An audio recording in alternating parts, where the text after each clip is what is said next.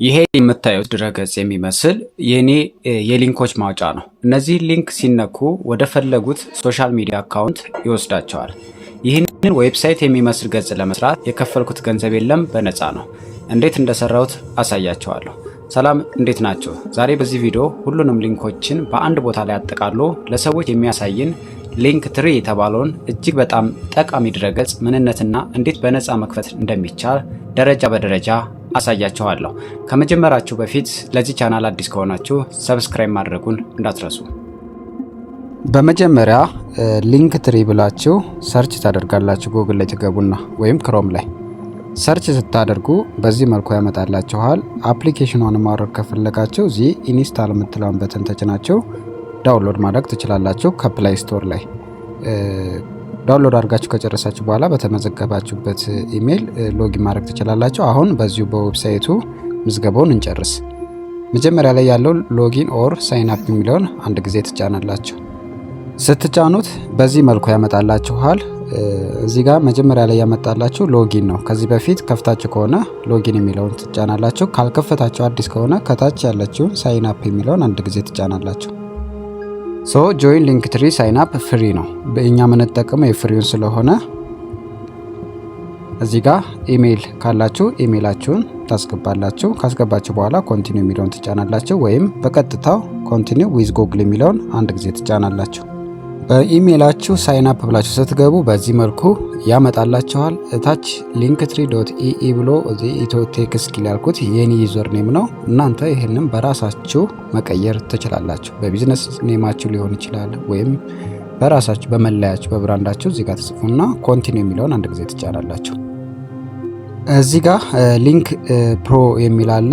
በክፍያ የምትጠቀሙበት ነው። ግን ክፍያም ሆነ ነፃ ብዙም የሚያለያያቸው ነገር ስለሌለ እኛ ነፃውን ነው የምንጠቀመው። ስለዚህ ነፃውን ለመጠቀም እዚህ ከላይ ያለችውን ስኪፕ ብላችሁ አንድ ጊዜ ትጫናላችሁ።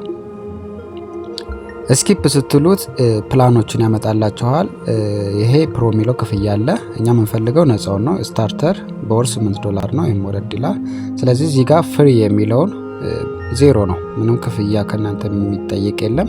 ስለዚህ እዚህ ጋር ፍሪ የሚለው ላይ እንነካና ጌት ስታርትድ የሚለውን አንድ ጊዜ እንጫናለን።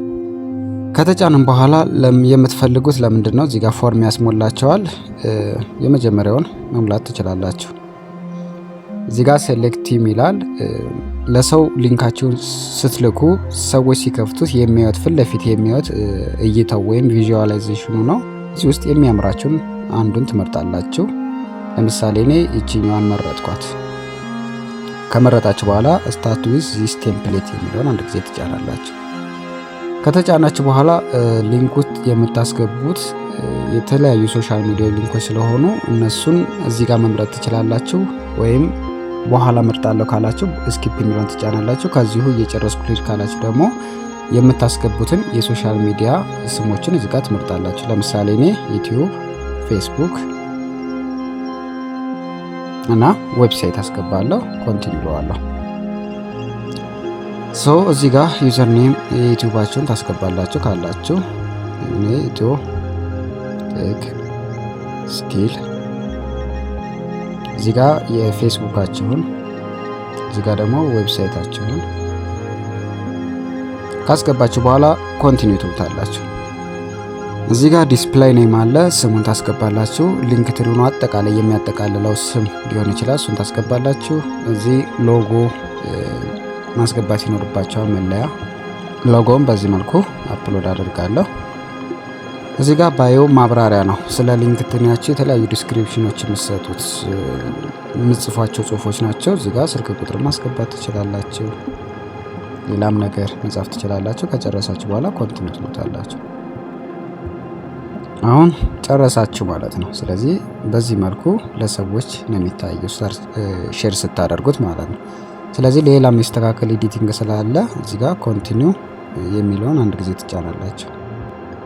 ስለዚህ ሊንካችሁ ወደ ታች የተዘረዘሩ ናቸው። ዩቲዩብ አስገብታችሁ ፌስቡክ ገብቷል፣ ዌብሳይት ገብቷል። ሌላ ተጨማሪ ማስገባት ብትፈልጉ እዚህ ጋር አድ እያላችሁ በጣም ብዙ ሊንኮችን በአንድ ቦታ ላይ ማስቀመጥ ትችላላችሁ። ዲዛይን ማስተካከል ከፈለጋችሁ ደግሞ እዚህ ጋር ዲዛይን የሚለውን ትጫናላችሁ። ለሰዎች የሚታየው እንዴት ነው የሚለውን ለማየት ደግሞ እዚህ ጋር ፕሪቪው የሚለውን አንድ ጊዜ ትጫናላችሁ። ይቺን ሊንክ ለሰዎች ሼር ስታደርጉ ሰዎች የሚያዩት በዚህ መልኩ ነው። በቃ በዚህ መልኩ በጣም የሚያምር ነው።